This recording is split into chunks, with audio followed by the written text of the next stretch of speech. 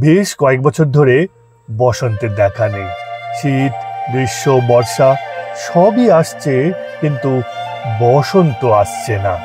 আসছে না শহরের আঙিনায়, ফুটছে না পলাশ কোনো বাগানে। তবে এবার শহরের গণ্ডি পেরিয়ে ধরে ফেলেছি দুটোকেই। পলাশই তো বসন্তের খোঁজ দিল। গ্রামের লাল মাটির পথের দুপাশের সৌন্দর্য পলাশ। সে এখন শালবনের ফাঁকে সূর্যের সঙ্গে লুকোচুরিতে লিপ্ত। সবুজ বনে লাল আবির খেলায় মত্ত। সাঁওতালি গানে, আদিবাসী বিটির গলায় ও খোপায় ছৌ নাচের সঙ্গী। পলাশ এখন ভালোবাসার কবিতায় পালিয়ে যাবার উস্কানি দেয়। সে এখন পথের ধারে খালি গায়ে নাক দিয়ে জল ঝরা ছোট্ট মেয়ের হাতে বিনি সুতোর মালায়। পলাশ এখন সীতাকুণ্ডের পাহাড়ায় ভাই শিমুল আর মহুয়াকে নিয়ে পাহাড় রাঙাতে ব্যস্ত।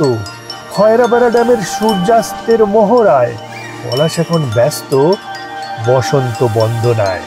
তাই বসন্তকে পেতে হলে যেতে হবে পলাশের কাছে, সেই সেই পুরুলিয়ায়।